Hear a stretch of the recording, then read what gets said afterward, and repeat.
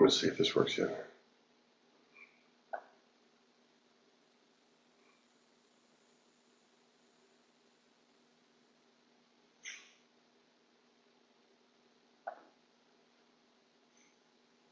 Damn it. What? I am streaming, yeah. Yeah, I have no idea. By the way, we're streaming, but it's not showing up on the website. Oh, where's it? Oh, that's YouTube? But it's going to you. Did you use the new key, not the old one? I have no idea, but it's going to YouTube. He just showed me. Okay, that's fine. So then it's recorded. So at least we have it there. That's fine. Hi. It's with you. That's why I asked you if people were here for you. You said yes. People are coming, but No, I mean. but not. Can I help you guys? Oh, okay, yeah.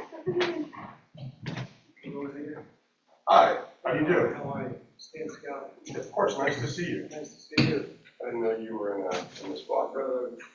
Yes, we've met. Nice to see you. I remember. Now you guys have to sit, remember, this is meant for kids. I'm happy you're here, but meant for kids, like youth. So therefore I don't want to. Kids meaning Youth. teenagers. Yeah, I don't want to compromise their instinct to speak because they see older people here. So, Well, how about we sit? yeah, be my guest. So I'm gonna, when people come on Zoom also I'm gonna make sure that they know. I just don't wanna, because this was a youth group program, which we definitely made sure was available. Well, you hinted around about it on the notice, but it didn't exclude anyone. Yeah, it's not excluding anyone, you're right.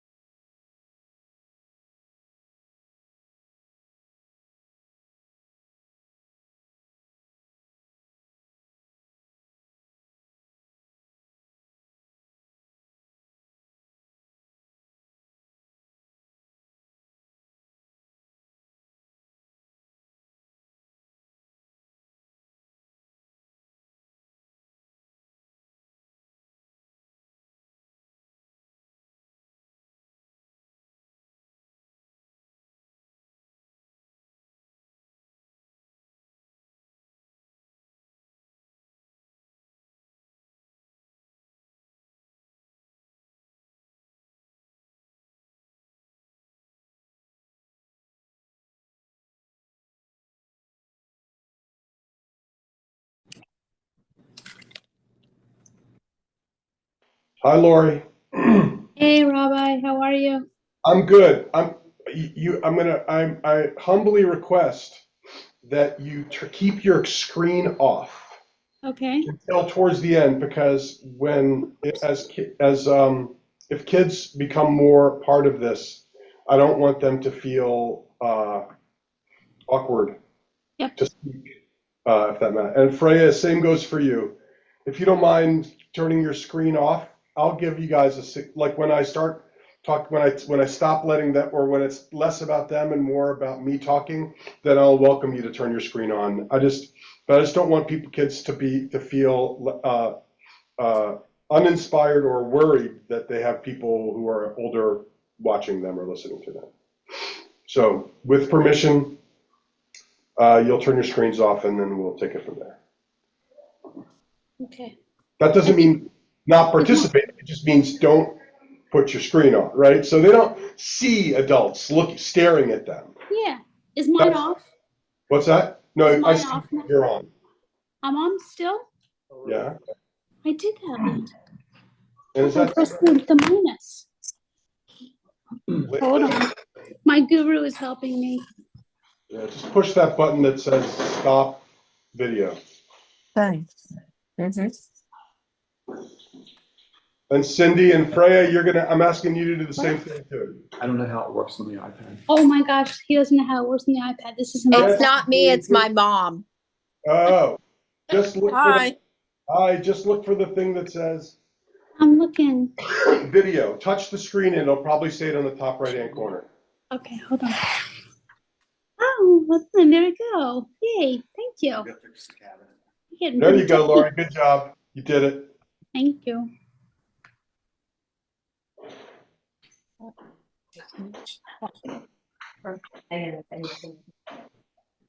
Mm.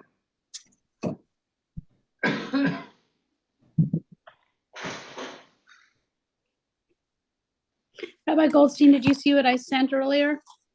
Probably, but why am I now wondering if I did or not? Let's see. Oh, wait. Yeah. Let me see this. I think Max is going to be coming on too from Philly. Great. All right. Tell Lou, come on in. Nice to see you. Tell Lou to turn his sound off. Or no, someone. All right. Come on in. Turn your sound off because mine's off. Mute, Lori. Come on in. Nice to see you. Nice to see you too.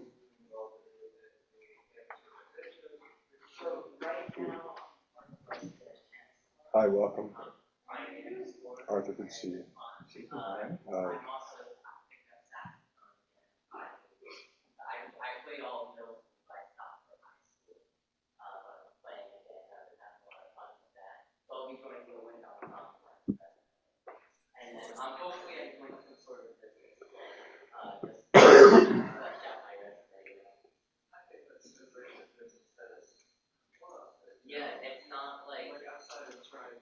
Is that Hal I hear out there? Oh.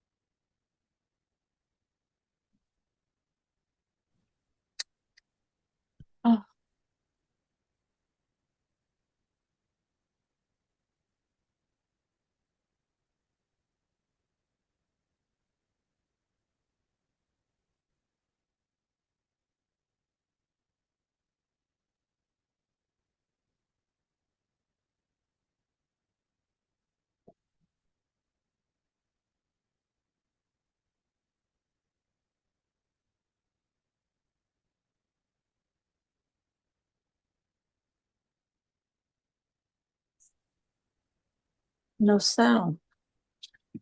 I could hear it before. I know, but it went off. It's there still, don't worry. We're good.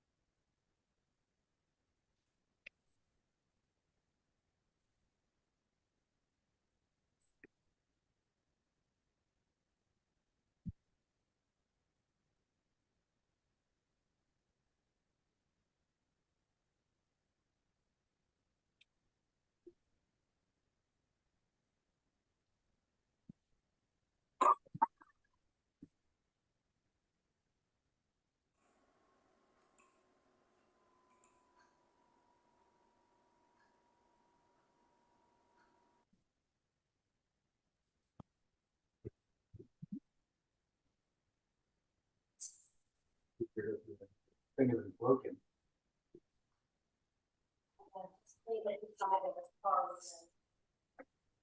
Oh, with the glass stuff? Yeah. Did it work?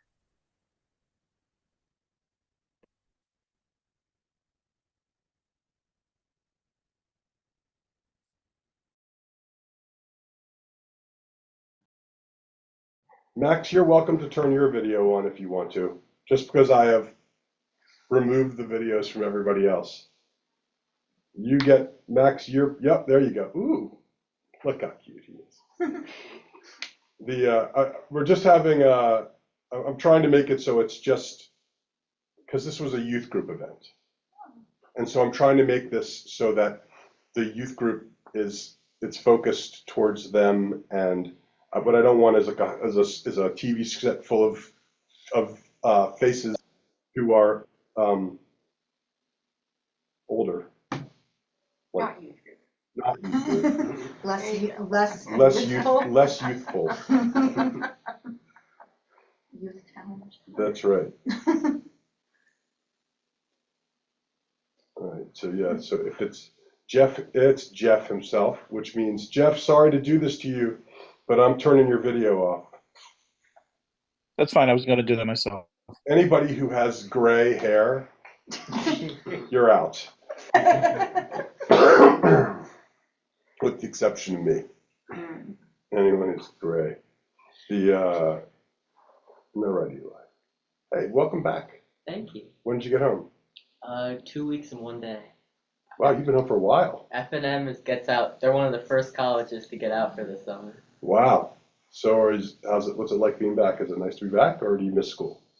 Both. Yeah. Yeah. I mean, my brother isn't still studying abroad, so. When Right. did she get back? I think not this Wednesday, but next Wednesday. So that'll take some of the attention off of me. So, Mm-hmm. and it'll be more fun. Have to your be at parents home. been like overwhelming you with attention? A little bit, That's but right. that was to be expected. Yeah, yeah. You go? I go to Franklin and Marshall. It's in Lancaster, Pennsylvania. Thanks, sir. It's a pretty small liberal arts college. Yeah. Do you know where you're going next? Violet, you're welcome to turn your screen on. If you're younger than 25, your screen is welcome to be on. Not sure yet. Eleanor is definitely gray.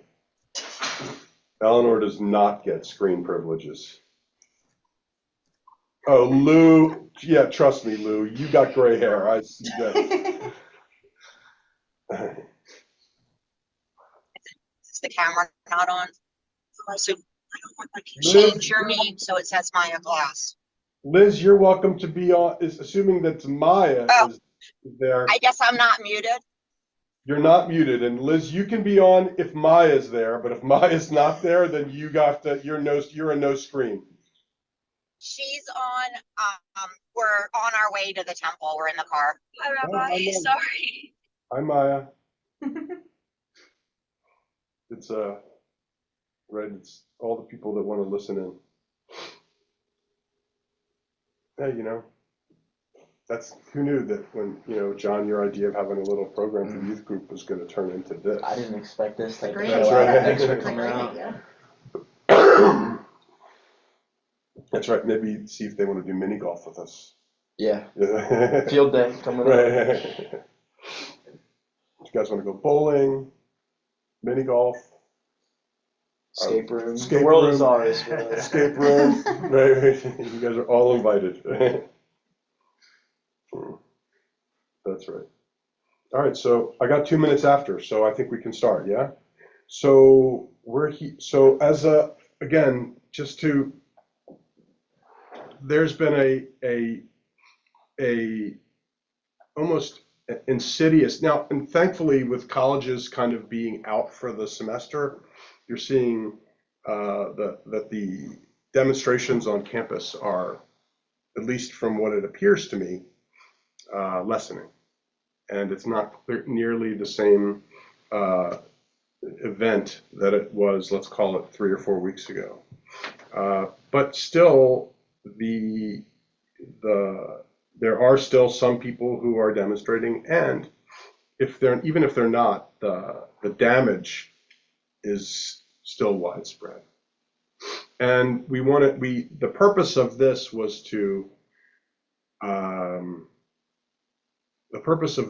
to give teens who are going to school or students who are currently in college the opportunity to reflect on a little bit of what's going on, talk about it with me, allow me to kind of just help give a little perspective on it. And definitely at some point, I have a hope and a goal in mind, which I'd love to kind of communicate to everybody. And this is for everybody, not just the teens, but certainly the teens and the college students most of all. So I thought the best way to kind of start this was just to open it up to just experiences. And if some of you are on college campuses, hey, how are you guys? Some of you are on college campuses. You are as gray-haired people. I'm just telling you, if you have a gray hair on you, that means that you have to be, at least for the beginning, kind of the way my mom used to refer to it, seen but not heard. But partly it's just because I don't want to dissuade the teens and the youth from sharing their experiences.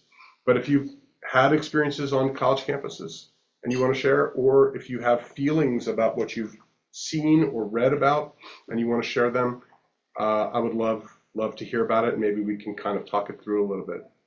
Eli, have you experienced anything at Franklin and Marshall? Not any verbal experiences, but there's a lot of anonymous protesting. The student body at the college I go to isn't that large. It's only around 2,400 students. The majority of the students there seem to have seem to understand Israel's point of view, the reason Israel needs to fight. Mhm. So there hasn't been too many active protests in the middle of college. There is some protesting going on, but they're not that well attended, around maybe 15 people the whole day. Right. That being said, there's a lot of anonymous protesting, so we have this place on campus called the Protest Tree, which is where students can anonymously post basically whatever they want, as long as they're not slandering a teacher or something. Wow. And so there's a lot of Anonymously posting. So what that means is that people can say anything they want, be as negative or hurtful about anybody. Hey, come on in. About anybody or anyone they wish, right, except if it's against a teacher. pretty much. And it's all fine. Pretty much. So there's a lot of anti-Israel comments that are posted on this tree right now. Right. Even in big events during family weekend or something, you can Right. see this tree is full of posters saying "Free Palestine," Israel committing all these terrible acts. But so if a person wanted to walk, I'm just, please, and hear me, and I do not share this feeling, I'm just asking. Like if a person put up something like, I think that all Mexicans need to go back to Mexico. I think that all black people are terrible. Like it would be perfectly fine on this message tree, It might as get, long as they weren't professors. that might get taken down, I'm not sure. Right. But. No, because that's horrible, yeah, right? It's a exactly. horrible thing to say and a horrible thing to And think around. there's probably some line that is Right, eventually crossed, but, right.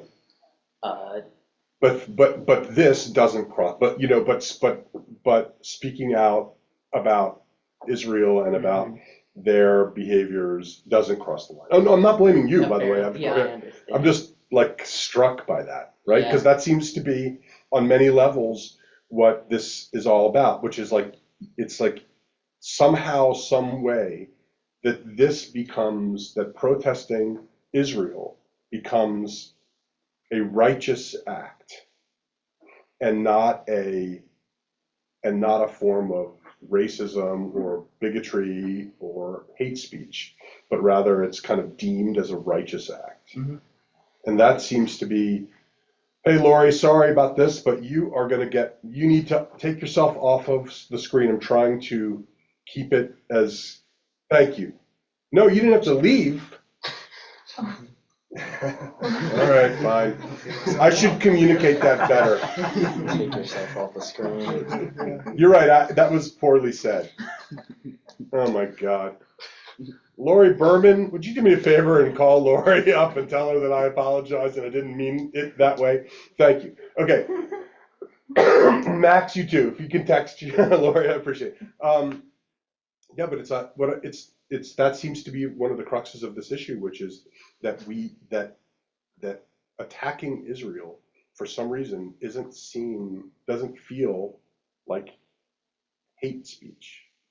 It feels normal, and it feels justified, as if we deserve it, and that is something which I certainly struggle with, and certainly object to, and certainly think is one of the primary and chief problems that we're facing right now. For sure. What about you, Alex? You've seen anything at Maryland? Maryland's been pretty good for the most part, just because we have such a high Jewish population. I know.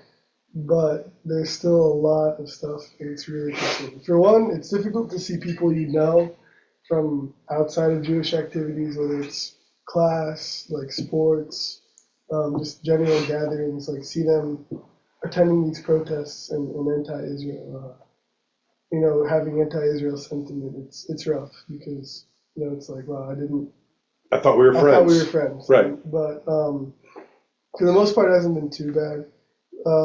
At the very end, just before finals, we had our encampment was basically like 20 people, the bottom of like the main mall in McKeldin, and they were just like chanting sometimes. It's like under the shade. It was really the most basic thing ever. It was very, very soft. But the sentiment they were, was pretty bad. So, I mean, some of the stuff is the basic, like free Palestine, from the river to the sea.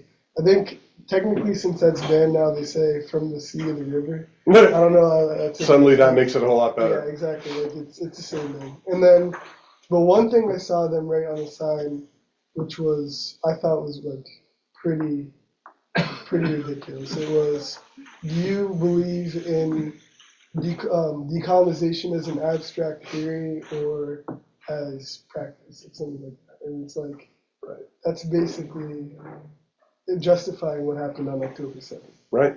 So, some crazy stuff happening. We also had an attempt to pass the BDS bill at UMD, but since BDS is illegal in the state of Maryland, they changed the name to DBS. No, it was, that is something they would do, but it was from the sea to the river. The way they adjusted it was basically like divesting from countries and companies that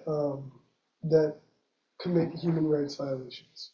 However, if you read the bill, they mention like the Philippines, like Guatemala, or I don't remember which, or it was something, Mhm. just a handful of countries.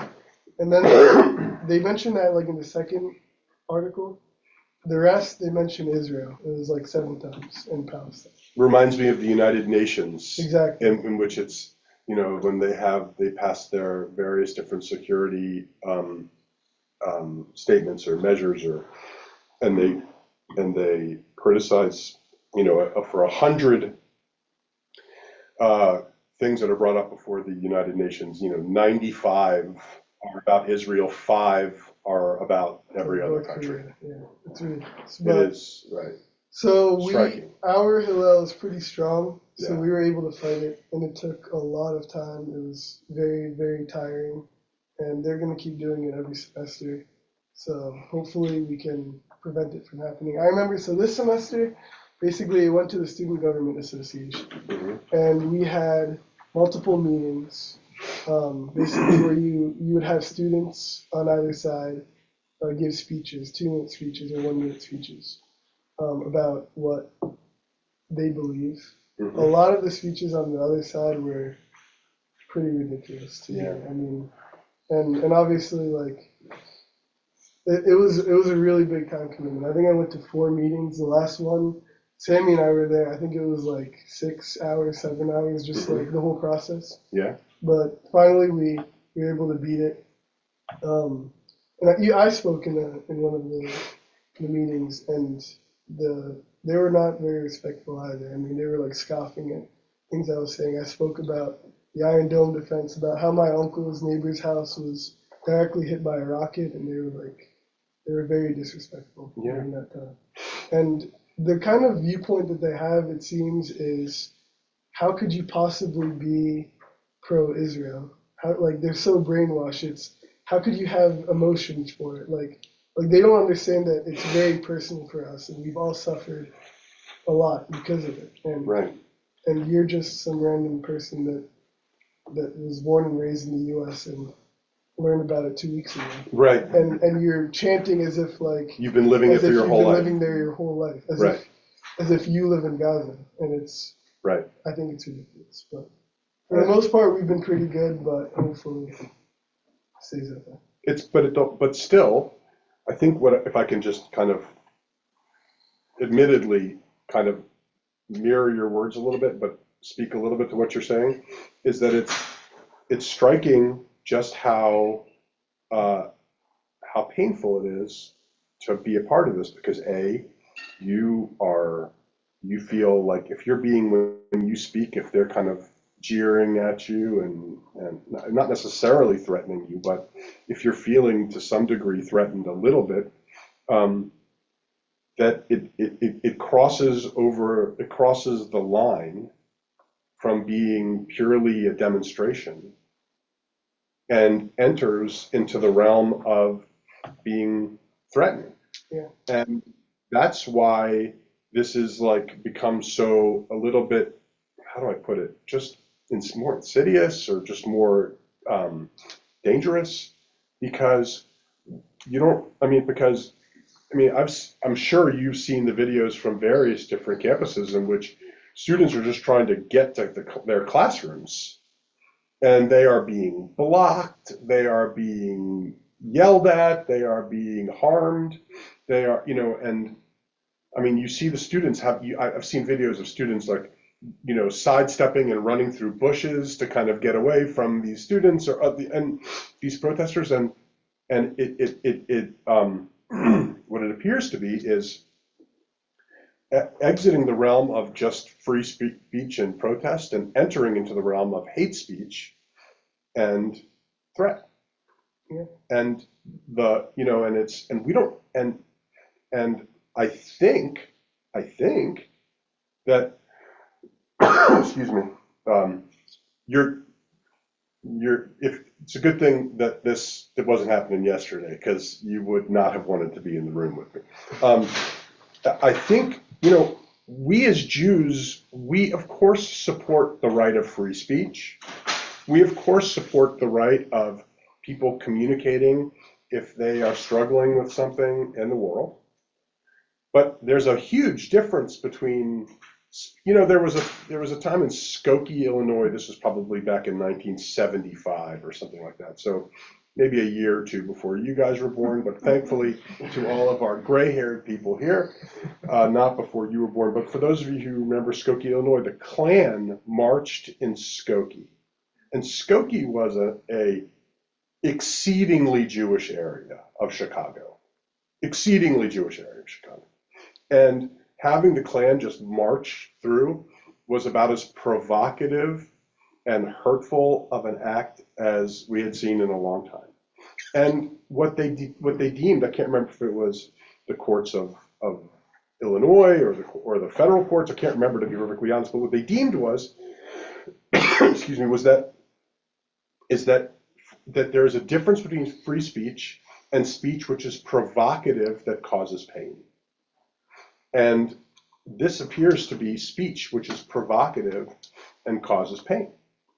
And the protesters, look, I'm throwing all protesters into a big pile right now, and I know that that's not a fair thing to do. So to be clear, I'm about to speak about protesters. In fact, I may do it with regularity that I speak about protesters, and it's not fair for me to suggest that every protester is doing exactly the worst. It's not fair. However, what we do see is that there is intent to scare, to harm, to threaten. And for Jews, when we see this, it is eerily reminiscent of things in our history which started out this way too. You know, it's like we as Jews, we want to be supportive of free speech, but then because of our permissiveness, then what ended up happening was it got out of control. And now it's that we're afraid to leave, you know, to leave our houses. And that seems to be really one of the true problems and issues. Hey, Max, I know you don't have to speak if you don't want to, but did you experience anything at school or on campus?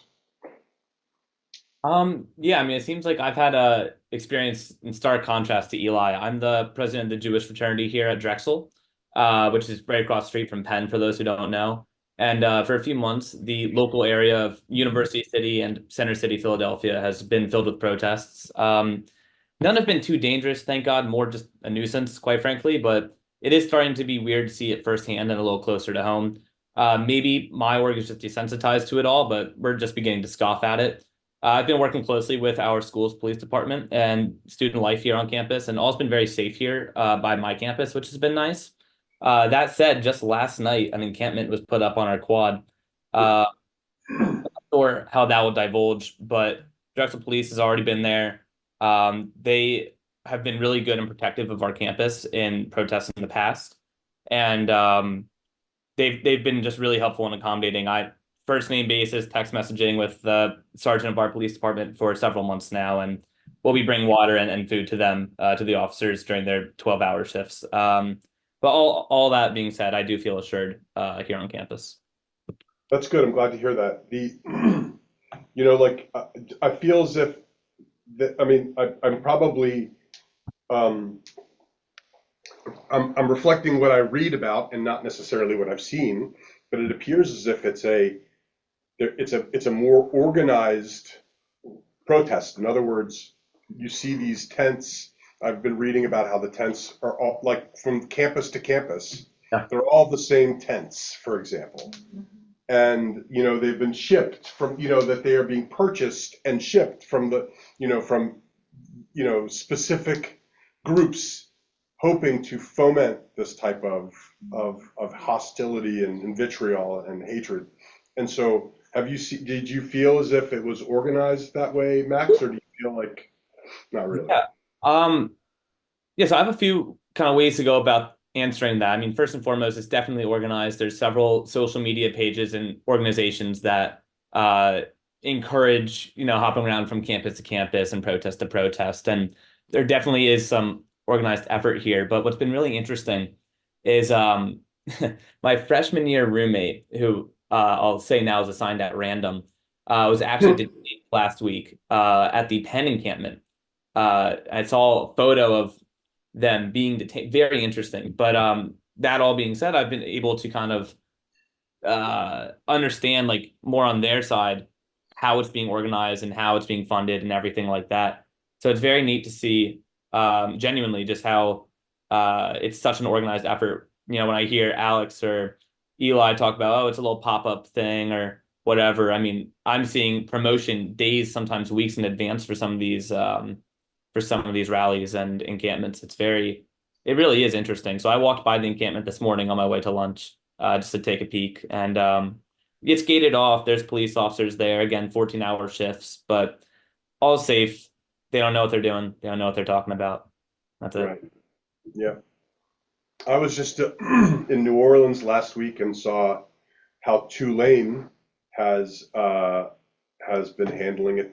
They allowed the demonstrations, but then at some point they stopped them, and there's this enormous sign on the front that just talks about, New Orleans City Code, this, that it's illegal to be trespassing, and you'll be arrested for stepping on, trespassing on this, this grass, without prior permission or agreement. And now it's quiet. Unfortunately, though, Tulane is fenced off because they don't want anyone coming on. And I think a lot of campuses are now fencing off elements of their, especially in the areas where demonstrations have been, to keep people away. But what a horrible thing! What a horrible thing to be a student at Columbia and being suggested that you leave. What do you guys, high school? What do you guys do? You feel as if, like, I mean, you got a year to go, but you're going to school next year, college next year. What's your thinking? Like, are you like prepared for this type of demonstration or this type of talk or this type of I'm saying I'm prepared, but I'm definitely like trying to prepare myself. It's an issue there. They threw a brick through the president's window of William and Mary because her husband's Jewish. But I got on a Zoom with the rabbi. But isn't that interesting? Sorry for interrupting you. Hold on one second. Yeah. Right. So, I mean, just to make sure that this is clear, you're throwing a brick at the president's house because the person's husband is Jewish. Like, somehow this no longer is about Israel, right? It's like, hey, come on in. It's like not about Israel. It's about just being Jewish. And when you hear that, it becomes very striking and very alarming, because I didn't know this was a Jewish thing. I thought this was, again, I have a problem with any of it, but like I had thought ostensibly this was an issue of Zionism, or about not even Zionism. Unfortunately, that's what it is about too, but rather about how they perceived that the Palestinians were being treated. And so the solution for how a Palestinian is being treated 5,000 miles away is throw a brick through the window of a Jew's house here. It's so disjointed, and it is so that it doesn't add up, or it does add up. It just is. It adds up to something which we don't want to hear or think about, which is it's really just about anti-Semitism. It's never been about Zionism, and that's got to raise an eyebrow for a lot of people. And fortunately, there are a lot of allies that we have that are seeing this and that recognize this and that know this, and don't stand for it. But there are a lot of people who are not our allies, and I think that it's horrifying. But I think that I'm trying to be very careful with what I say here. I think that there is on the far left, politically, there is a need to stand for anything that appears to be compromising a vision of social justice. And therefore, without truly any understanding, any context, any nuance, anything, that it's just you're either with us and you believe in goodness or you're against us. And so therefore there's a morality that is being exercised or that is being communicated by the people. I'm not saying that the far left doesn't have other things that they communicate which are positive. I'm just saying in this particular case, though, they are hijacking this idea to be one of the many social issues that they stand for. And by doing so, what they are communicating is, if you do not agree with us and demonstrate with us, you are immoral. And any person who cares about morality, I would think, then doesn't want to be on the wrong side of morality. But if it's not an accurate portrayal, right? It's not like we're talking about slavery. We're talking about something way different. And I brought my map back there to talk about it too in a minute. But I still want to kind of to talk a little bit more. Excuse me. Are there any other people who do not have gray hair who want to share a thought? Yeah, go ahead. So I really am just noticing a lot of it on social media and like on my school. And it just feels so performative. Like what you said, they have to rally for a cause, and like we saw it with Black Lives Matter, we saw it with Ukraine, and now this is just what it's becoming. Like they're gonna move on from something and then we hope they move on. Frankly. Where are you at school? I'm at Crofton High School. Right. We hope they move on. Yeah. We hope. But like it's just so performative. Like I feel like they wouldn't have cared if it wasn't targeting someone that they viewed as weaker. Right. The thing about it is, no, I agree with you and hear what you're saying, but my worry is if this truly is about anti-Semitism and having really nothing to do with the way that the Palestinians are being treated, then will it move on?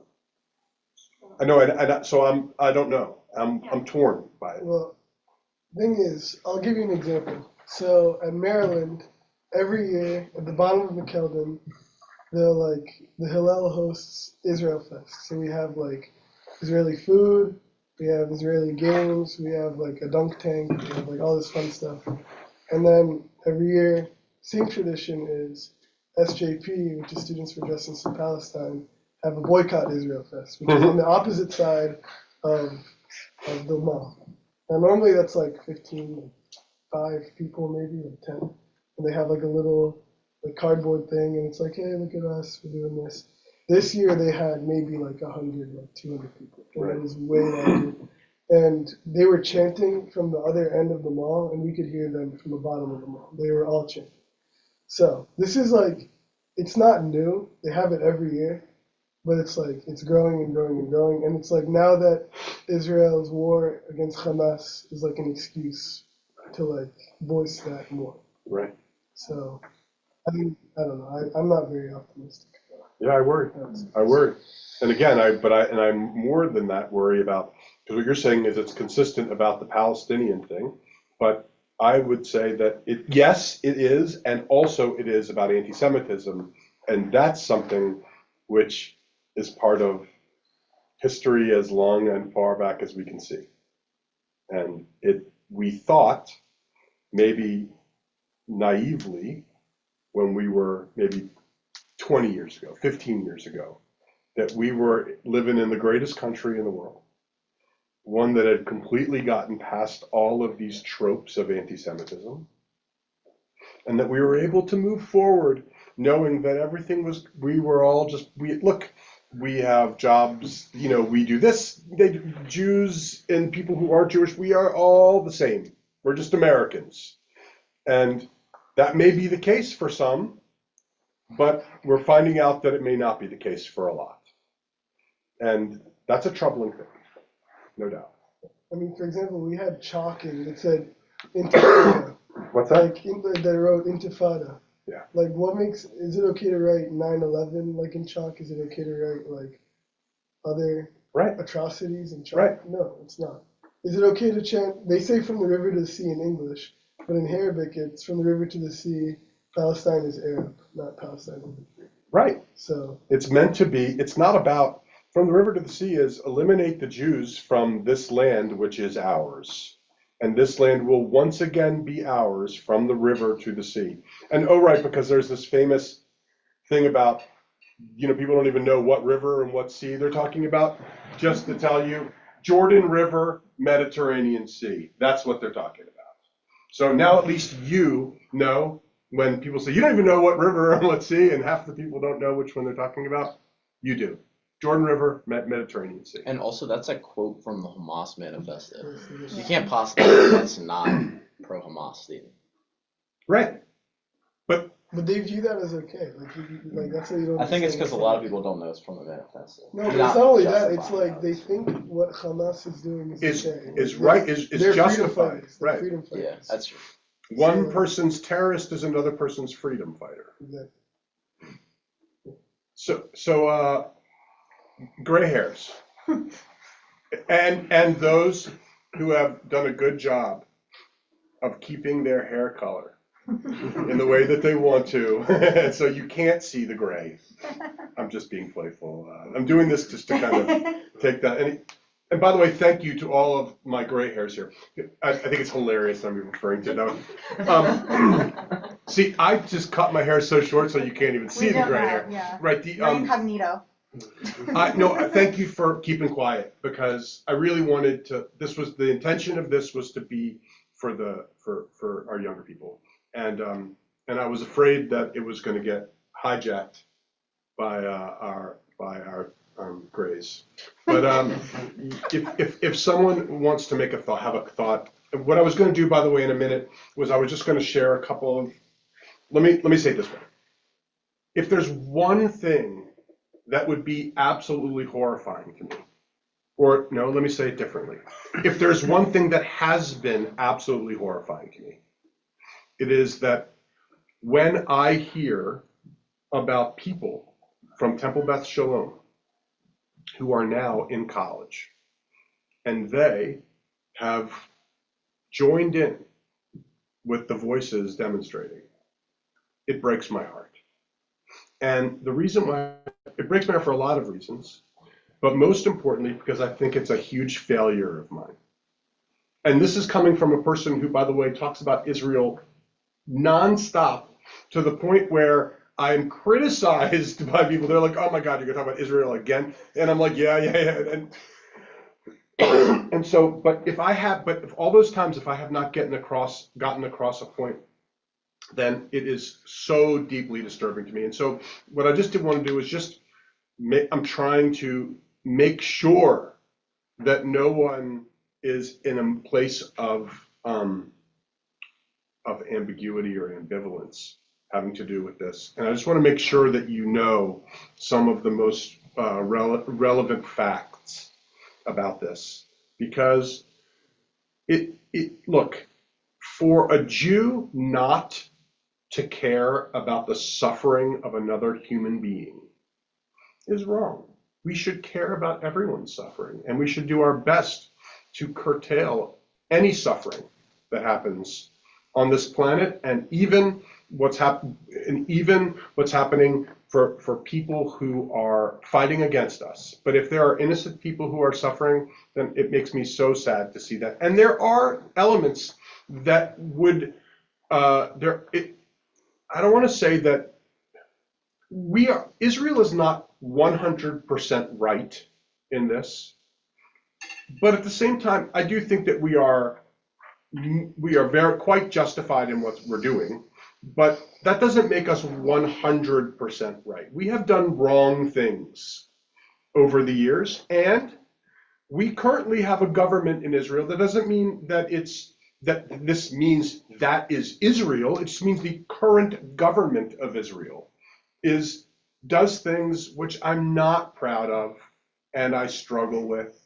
That doesn't mean that what's been happening since October 7th and how we have responded isn't, in my opinion, justified. It just means that we're not 100% perfect in all this. And so I think it's fair for us to not to beat ourselves up for this, just to be aware that, that people think it's 100% yes, 100% right, 100% wrong. And no, it's nuanced too. But I think that if you saw the bigger historical picture, I think it would only strengthen your feelings that this is, that we are on the right side of history, at least in all this. But I wanted to give our older people a chance to share a thought or two. And by the way, when I say older, that means anyone who, again, has contended with a single gray hair in their lives. So anyone can share, or feel free. So there are a few things I want to point out. So number one is, from what I read, SJP was created by, I think, a Palestinian professor at Berkeley or something like that, and has received apparently a lot of funding from sources such as the Qatari government and the Muslim Brotherhood. And neither of those sources make it a, how should I put it, American clean kind of endeavor. And they are very much people with a very, very clear agenda, and that agenda has zero to do with justice. So that's one thing to point out. Second is that I agree with you that especially the current government in Israel has not done the things that it should have done. For example, protect innocent Palestinians in the West Bank against secular violence. That's right. That is absolutely inexcusable. And that does not mean that anyone is justified in committing mass rapes and murders and kidnappings and all the things that Hamas did. So there's absolutely no doubt in my mind that in large measure, if we look overall, what Israel is doing in Gaza is completely justified. Yes. And in fact, if the government of Israel had done anything less, it would have failed in one of its greatest duties, which is to protect its citizens. Yes. So those are kind of like the first initial thoughts, but I'll let others speak. Right, but just to add to what you're saying, and I do agree, which is that, I mean, this is one of the primary things which I struggle with, is how the current government has allowed Jewish settlers in the West Bank to harass and to harm Palestinians who are living in the West Bank. This is inexcusable, but this in no way should be a justification for an invasion, an incursion into Israel, the murder, rape, dismemberment, kidnapping of thousands, and then the continuation of that kidnapping. If my memory serves me correctly, we still have 123 hostages in Gaza right now, and people are, and just to make sure that everyone understands this. Now, again, I can't guarantee how our current government would respond, but I think if Hamas said, we are willing to return all hostages in exchange for a ceasefire, I'm relatively certain that at this point Israel would accept those terms. And so so their crying for ceasefire and our not giving it to them is, I mean, it's in your hands. And yet for some reason their hope is what? That they get to keep hostages while we just do a ceasefire? I'm not exactly understanding what the logic is there. I think the biggest issue is that on October 6th, there was a ceasefire. There was a ceasefire. And Israel did not, we didn't breach that ceasefire, they did. Right, there's always a ceasefire, because this happens all the time. That they do this, we then respond, and then they say, oh, no, ceasefire, and then we say, okay, and then we're in yet another version of the ceasefire, of which there have been 25 in the last 30 years. Anyway, yeah, go ahead. So kind of piggybacking on your thought about Hamas holding hostages. I've been trying to look at this from a practical standpoint, and what can we do? What actions can we take? One of the things that I think is absolutely necessary is we need to flip the script back. So if Students for Justice in Palestine are truly concerned about Palestinians in Gaza, why are they not demanding that Hamas immediately release the hostages? Like right now. That would end this right now. That's right. So We know why. right. Well, the fact of the matter is that Hamas doesn't want this to end. They do not. I'm sorry. I said, of course not. Yeah. The propaganda that is being generated from this is just unparalleled, and Palestinians are basically being used by Hamas to propagate this whole concept that this is Israel's fault and Israel needs to be destroyed. And that script needs to be flipped back, in my opinion. I agree with you. The second thing I will say is that, I'm an attorney. I've been actively looking at lawsuits that have been, there's been suits that have been filed, class action lawsuits, there's several that are pending. But for you students, if you're having any problems on campus, regardless of where you are, I invite you to contact me if you are considering legal action, because it's not only the universities that, in my opinion, action should be taken against. It's also some of these individual perpetrators, like the heads of Students for Justice in Palestine. If you are inciting violence against Jews and advocating for violence against Jews, you need to be held civilly and criminally responsible. Hallelujah, amen. I agree with you. Yeah, we do.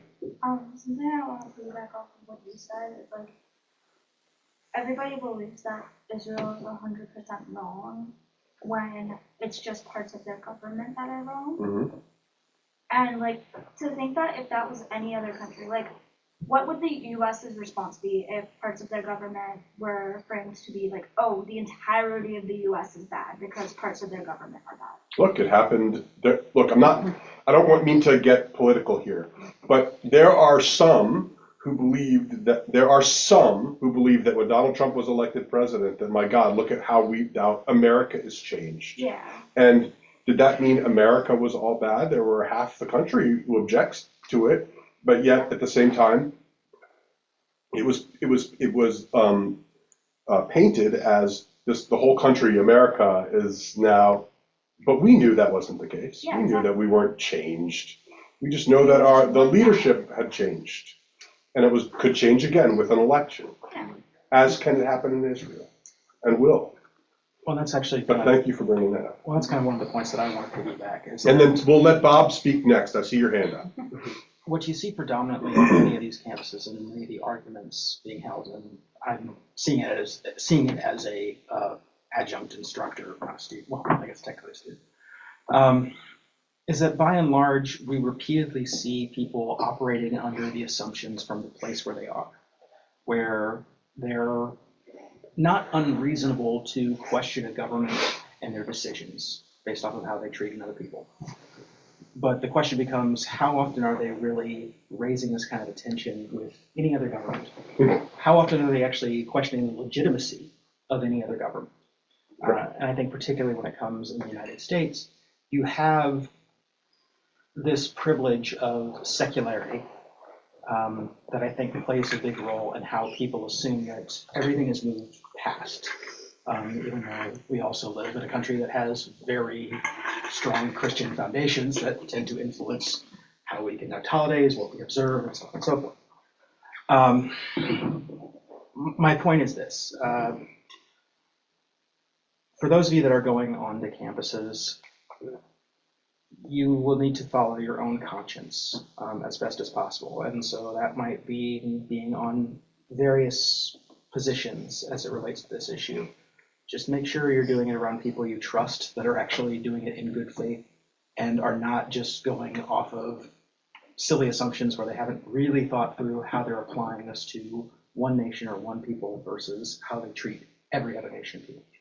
Yeah, it's like, be consistent. Yes. Bob, a thought? I have three different thoughts on the topic. Broadly speaking, and as someone who has earned every gray hair, we've seen the attitudes in the country over the past, I'll use the number 7 plus as an example, change. We had a period of time back in the 80s when there were a lot of Holocaust specials, and the reaction of the world to Jews changed in surprising ways. My children came home from school asking why they were called dirty Jews. Okay, something I heard when I was in school, but hadn't heard for a long time. So we see attitudes towards Judaism change.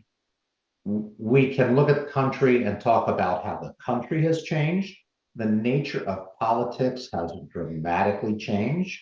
The people feeling us as the populace, feeling our right to express what maybe we thought was socially incorrect has been broadly loosened. And I think that's the genie that's out of the bottle. I don't think a new election or something like that, it will slowly change as things do. But if we go back to anti-Semitism and anti-Semitism on the college campus, it is my feeling, certainly an anti-Semitic environment has existed for as long as I've been aware. I suspect it will continue to exist for a long time. But in my experience, the world Israel and the world Jew, to a large portion of the populace, are synonymous. Israel are Jews. Jews are Israel. And when we have a situation, warranted or not warranted, we have the situation we have now, it stokes a lot of those feelings being brought to the surface. Whether what's going on is in Israel, what Israel is doing, Israel undoubtedly has the right to protect itself. Is it doing it in the best way, the only way? I'll question that. You've got hundreds and hundreds of people in our government advising our presidents and our politicians about how we should support that and do that. It is a difficult problem. But independent of all that, the situation exists. Here it is. And it brings the sense of anti-Semitism, and Israel, hence Jews, are in the spotlight again. And I think that's what we're seeing a lot of. Thanks, Bob. Appreciate it. Yeah. First of all, I'm just really proud of the high school and college students for being here because it shows you care, and for doing some of the things that you've been talking about. It is, as you said, it's performative. You're right, it is. And it's performative because it's being funded by these foreign governments. It's designed to do two things. One, win the PR war internationally for Hamas. And two, to divide Americans. Chinese government is funding a lot of this too, not because they care one way or the other on that issue, but because they want to divide Americans. So I've worked on these issues for the federal government at the Department of Education, and the questions I hear most of all are from students are, what can I do about this, and why is my school doing nothing about this? And on the first, the student who said, we're bringing the cops water, we're not fighting with these people.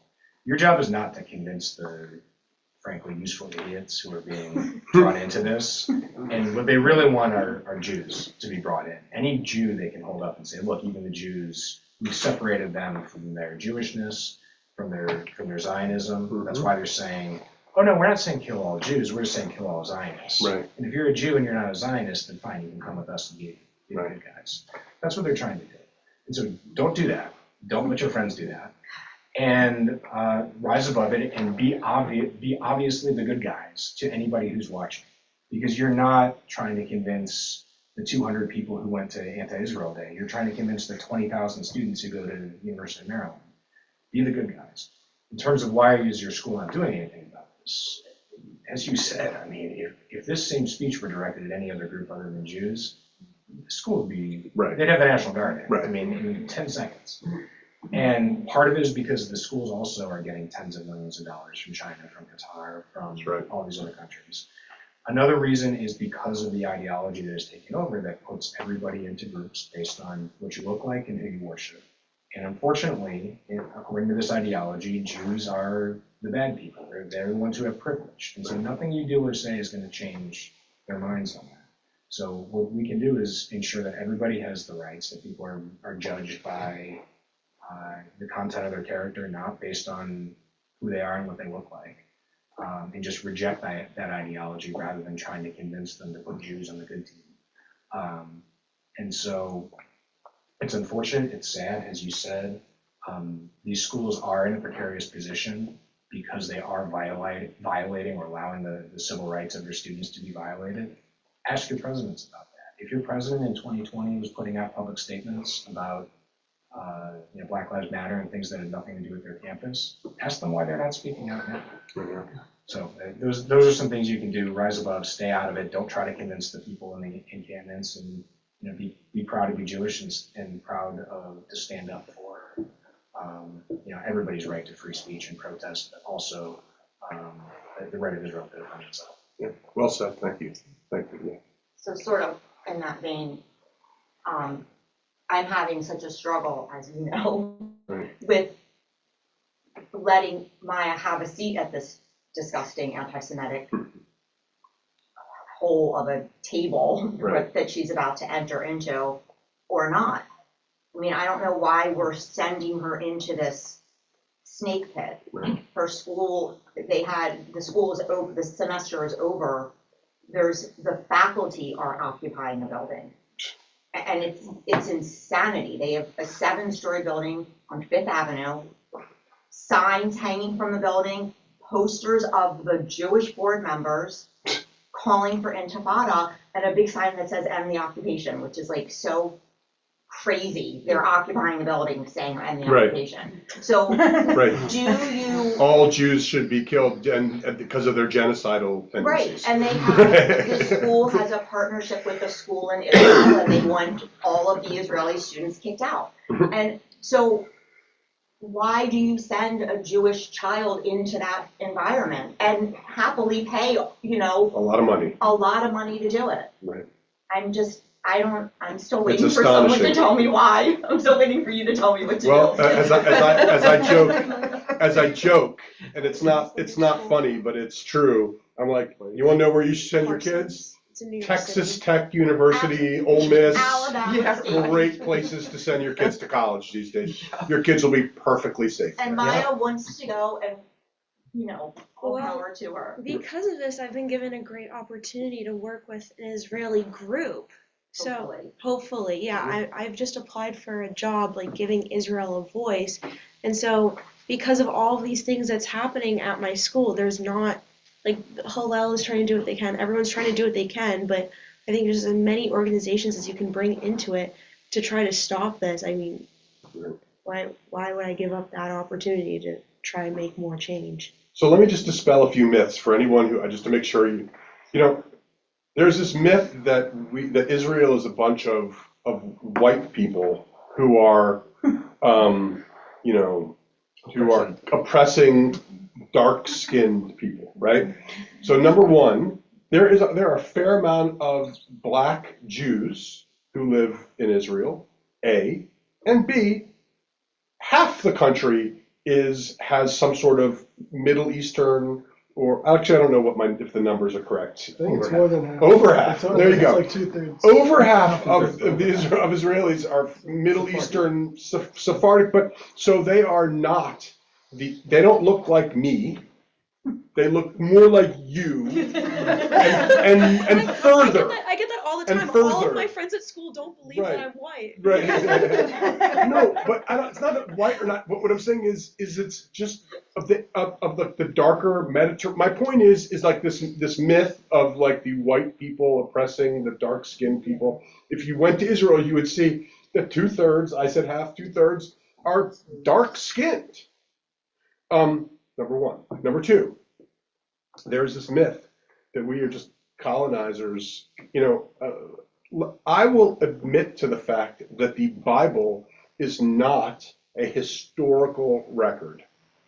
So therefore, anyone who quotes Abraham as having lived in Israel 4,000 years ago because God told him is not, in my opinion, a historical fact. However, if you push 1,000 years later, that's when we can start talking about Jews being there. And that still is a nice rock solid 1,500 to 2,000 years before any Arab, well, any Muslim for sure was living there. And of that, I believe that is historical. So I'm not allowing Abraham to be our historical record. And so I don't want you to think that I'm coming from this, the Bible. It's not. But we do know about from, I won't even grant King David. But I think at least from like Josiah, Hezekiah, that we have tons of archaeological evidence to us living there. And so it's like we have continually lived there since those years. It's not like, even though it is true that we were sent into exile in 70 CE at the hands of the Romans, that didn't mean everyone left. We still had numerous Jews living in there continually from that moment. So I do want to also say that this is not we are colonizing. We've been living there ever since. In 1947, when the UN established a partition plan,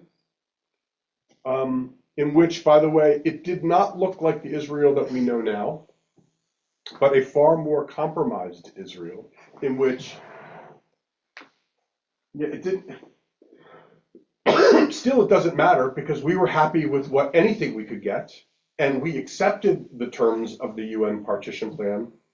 There was one group that didn't accept those terms, and that was the Arabs. Did not accept the partition plan. That was the two states right there. Didn't accept it.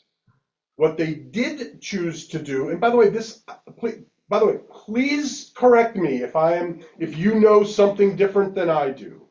What they did do the day after we declared independence was they did their own declaration, and that was of war against Israel. And that wasn't just the random Arabs living in Israel at the time. That was all of the neighboring Arab countries declared war on Israel at the exact same time. And it was a terrible, bloody war that we miraculously won. To this day, the Arabs refer to that as the Nakba, which means this devastation or disaster. Right. So that's number one. Now, admittedly, remember when I told you that we're not perfect? We're not perfect. We did, at that time, the various different areas which were Jewish as part of the partition plan, we did not make things fun for the Arabs living in what became Israel. We did, harassment isn't the word, but we were, truth is, I can't fully tell you and explain to you, but what I can say is that there are Arabs who talk about being kicked out of their homes, which I believe to be true, or at least if they weren't kicked out of their homes, that their life was made so that they wanted to leave because of what some Israelis were doing. Look, these are parts of the not so proud of all of the things in our history, but it doesn't mean that we weren't entitled to want to have, now that the UN made this declaration, but it still means that we could have done this a little bit wiser or more thoughtful. However, moving fast forward to 1967, we're only talking 19 years later. Remember, Israel is a young country. In 1967, there was the 6-Day War. It was an intense, war in which we did manage to miraculously, but very impressively, change Israel. Look, you see, most important, this little circle up here and this section over here, this up here is called the Golan Heights. For those of you who are not familiar, this right here is Gaza, and this is the West Bank. In 1967, we, in a war, again, all countries, when I say all, Egypt, Jordan, Syria, Lebanon, and Iraq all attacked us at the same time in a coordinated attack. We defeated them. That was an extraordinary military victory.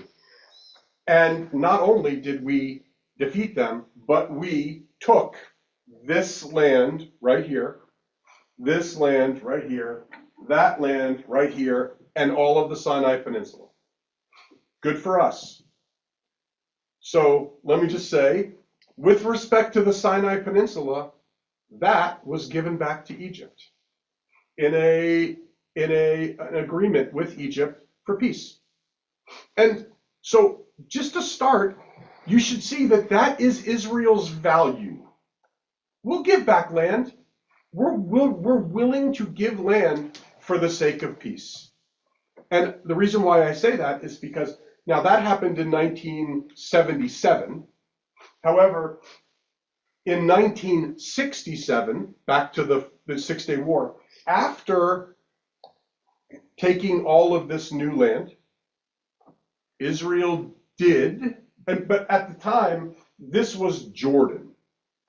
But when we took this land, this became what's referred to as the West Bank, the occupied territories. Why? Because all of the people living here are Arab, and we, having defeated them and taken this land, we were now, excuse me, we had a military presence in there because it was now our land. But I do want to say that we offered to give this back. We offered at the Arab conference in Khartoum, we said, we will, just like 10 years later, we would give this back. We offered to give this back for peace. And famously in Khartoum, they said, no recognition, no negotiations, no peace. Right? So just to be clear, we take your Palestinian state and please, we want you to have it. We are offering it, and we are not saying, and we are asking for the, this peace. We're giving you the land, give us peace, recognition. All we want you to do is recognize us and our right to be here. It was rejected.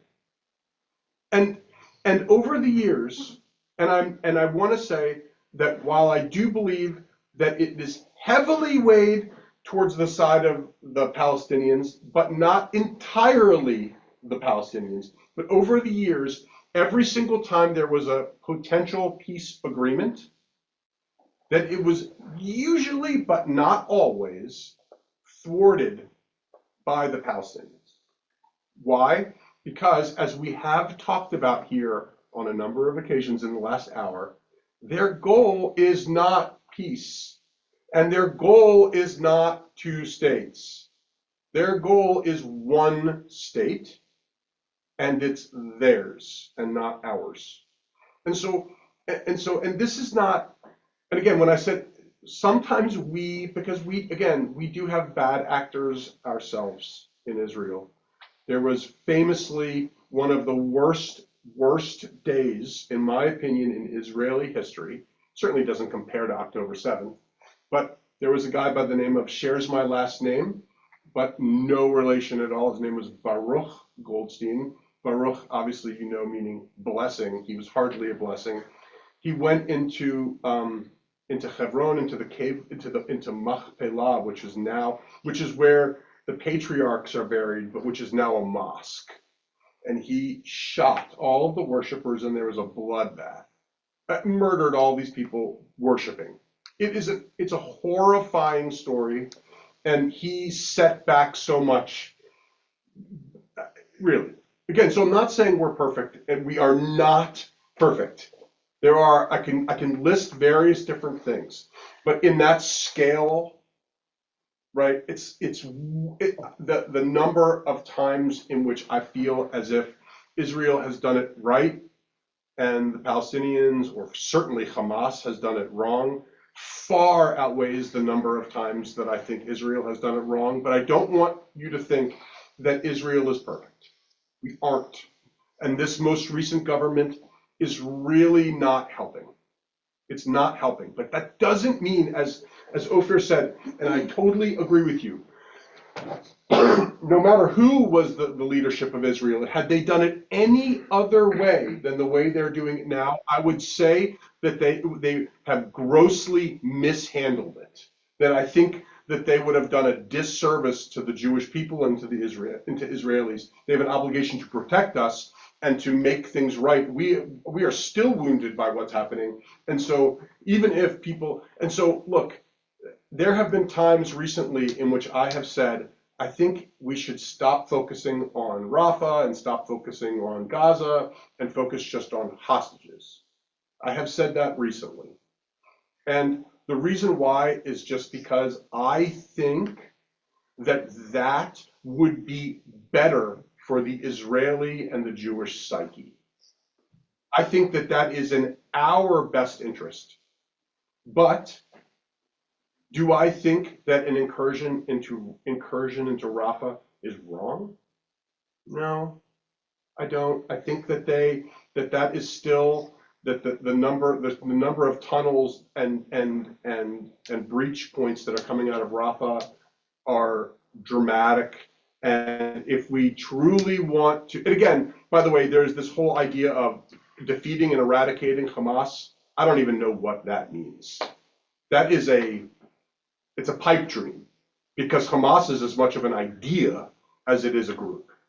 And and let's say we were to eliminate all of Hamas, well, Islamic Jihad is then right there, and they will just fill the void of Hamas.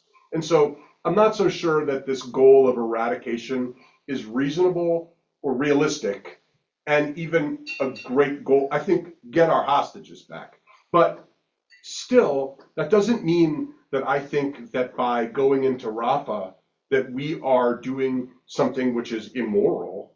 Hardly. I just want to kind of, the reason why I was just telling you about quickly and showing you the map and everything was just because I just want to show you that in all this, just to reassure you and remind you that, look, Israel's not perfect, but we have really tried to do the right thing over the years. And more is that Israel is in the very difficult place of recognizing that Jewish opinion around the world does matter to Israel.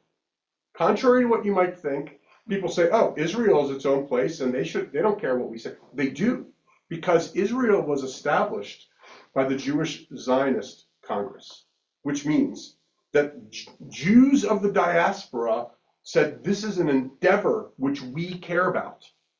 And I'm not saying that Israel listens only to those voices. I'm only saying that it does matter what the diaspora has to say about this. And it's important that we continue to be strong in knowing what they're going through, and continue to be strong in terms of reminding ourselves of we're not wrong and we're not immoral, no matter what people say. They're going to try to convince us that we're immoral for the way that we're treated. We're not. We didn't ask for this war. Unless I'm missing something, I don't remember us. I have my own personal little conspiracy theories about this, but still, in the big picture, we didn't ask for this, and we certainly didn't want this. And you hear the families of the hostages who are in so much pain right now. You think that, this is the most horrifying last 7 months anyone could possibly have gone through, and remains, and it's not over. It's still happening, and Israel suffered deeply from it. Yeah. There's a few things I would like to comment. So, first, in '48, there were cases, like documented cases, where Arabs, they didn't call themselves Palestinians back then, because the whole notion of Palestinians as a separate people from the Arab nation, the Ummah, didn't really come about until the 1960s. And the PLO was not set up in response to Israel's winning the West Bank. No, that happened in 64, 3 years prior to when Israel got the West Bank. But in 48, there were cases where units of the Israeli military like put Palestinian or Arabs on trucks and trucked them into Jordan. That was not at the order of the government. It was not at the order of the command of the army. And most of the Arabs who left at that time left because they were told by the Arab countries who were about to attack, we're going to go and invite the Jews out, and so get out of harm's way, go out of this area, and then once we've won, you can come back and take over all the Jews' properties, including Tel Aviv. That's one thing that's important to know. In 67, we actually attacked first.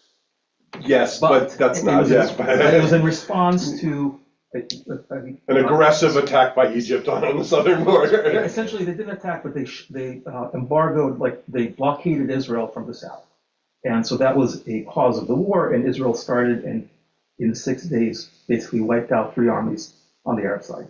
I will say that, what was it, is really important.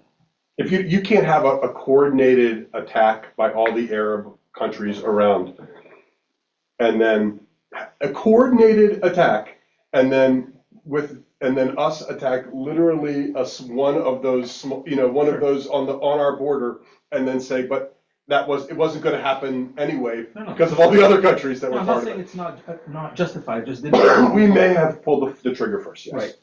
Now, the last and important thing I shared with you, I sent you by email as we were sitting here, a piece from CNN where they interviewed an American military expert on urban warfare who had gone in embedded with the IDF into Gaza 2 times already. And he was saying basically that the IDF action in Gaza is far better and more moral than any American action over the past several decades. That's in John wars. Spencer. Yes, it is. West Point, if anyone wants to Google what he's talking about. Right. He's like the military urban warfare expert who works at West Point. Right. And he actually says that the U.S. position now telling Israel to not go into Rafah, is essentially preventing Israel from stopping the war. Right. From winning and stopping the war. And what's necessary, he said, of course you can't eradicate philosophy and not ideology, but you can and must eradicate Hamas as an organized military and as a power that can reconstitute itself and take over again once Israel pulls back. If that can and must be done, is what he's saying. And if I could add one more thought to that, which is that if people ask me about as Israel is doing what it's doing, what about the poor Palestinians? I believe in my deepest recesses of my heart that we are helping the Palestinians by doing this.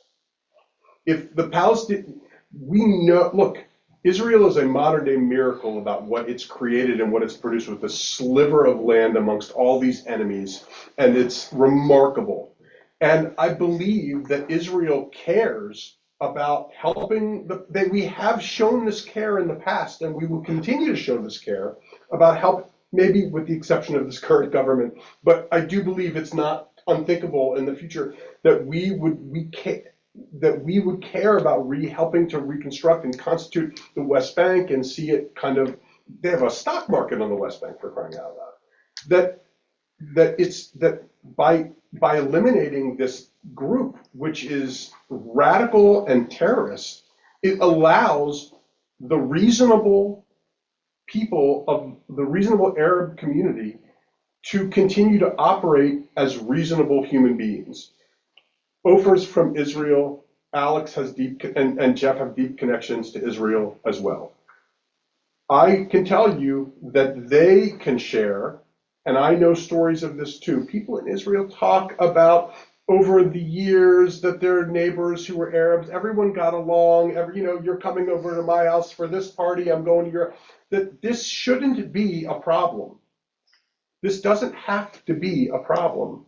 but Hamas yells while good Palestinians are terrified of what it would mean to object to those yells.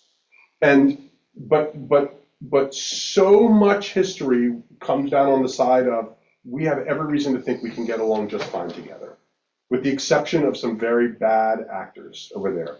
And those very bad actors are Hamas. And that's why I believe that by eradicating, again, as best as we can, I don't know what it means to defeat Hamas, but by eradicating kind of that concept of fascism, that we are helping the Palestinians. And I don't think I'm the only one who thinks this. I think that this is truly a belief that is in the Israeli government as well. That they know that this is best for everybody.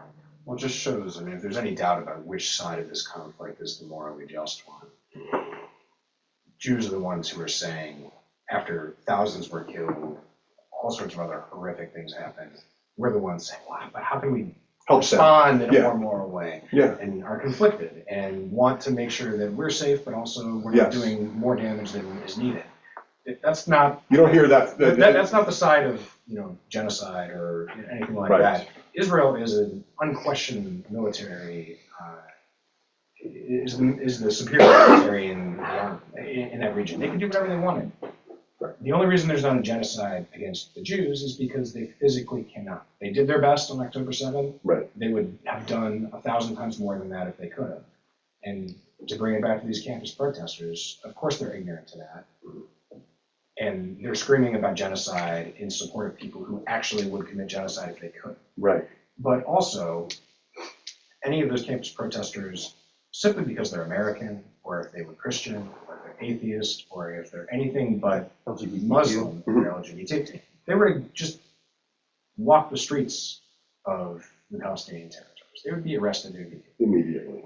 By contrast, there are Muslims who can freely worship, freely protest, freely do anything they want in Israel. That is a free society. You said earlier, these are Arab lands, there are no Jews there. Why? Right.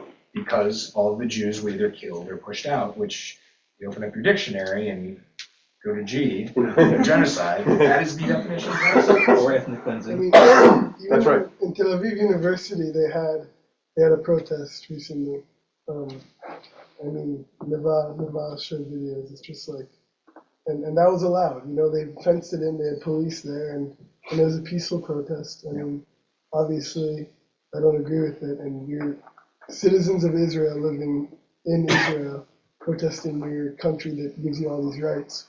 But it was fully allowed, and everything was peaceful. No one attacked it. And like you're oppressed, like the fact that you can even hold that protest kind of disproves your own point. Right. I mean, the fact is that there are Arabs who are on the Supreme Court of Israel. I mean, you're not on the Supreme Court if there's apartheid. Yeah.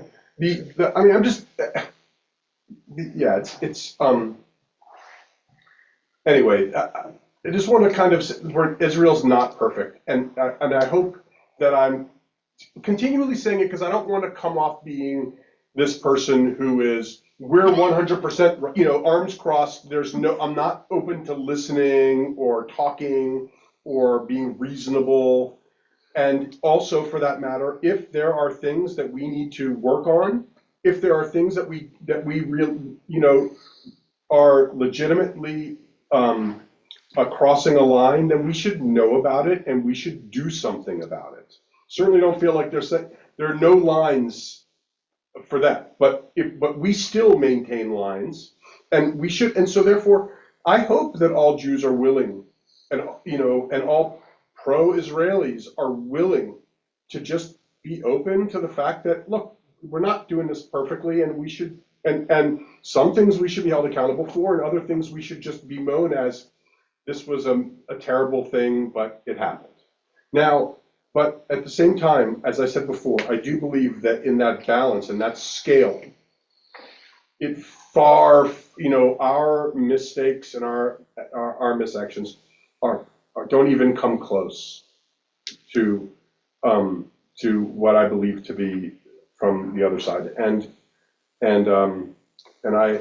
don't know if history will bear this out because, you know, they say about who writes the history books and who has, you know, extreme influence over those history books.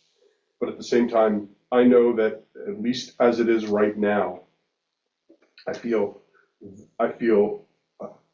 honored and proud of this country that is so resilient and has been through so much and has never asked for any of this and yet continues to have to fight it off, and who was held to way different standard than anyone else is held to.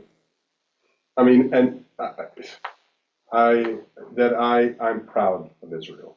I'm proud of who it is, who she is, how she has done it, and the way that she has done it. I mean, just prior to October 7th, every single week on the streets of Tel Aviv, there were these massive protests against the government. Massive protests. Something to the equivalent of, if I were to say to you, 5 or 6 million protesters in Washington, D.C. every single week. That is probably the equivalent of what was happening in Israel in the streets of Tel Aviv every single week. I mean, so it just goes to show that Israelis know that there are, and that is protesting a government that mistreats our Palestinian neighbors. That's protests of a government that wants to change judicial systems so that it gives them undue power and strength to continue to do the things that it wants. We're fighting against that. And hopefully, but the world doesn't seem to hear that. All they see is bad Israel. And it leads me to say, as I said at the very beginning, it's really just anti-Semitism. It really is. Because if it weren't anti-Semitism, then the protests wouldn't be happening here. They'd be happening there. Anyway, listen, it's 3:30, and I can't believe what a great turnout by our youth group. That's a joke. Really appreciative of all you are here, those of you who were supporting the youth group as they were talking about this, and thank you to everyone who participated, who spoke up, and especially you who had the courage to talk with all these gray hairs. Anyway, nice to see you all. Hope you have and by the way, just in case, join us later on this afternoon. There's a really nice, there'll be a musical experience here in recognition of Yom HaShoah, Yom HaZikaron, and Yom HaAtzmaut. All three are having a recital here. Israeli music, and it's going to be beautiful. Anyway, thank you all for being here. Yeah, thanks for coming out, guys. Nice job, John. Your idea. I'm glad that we were able to make this happen.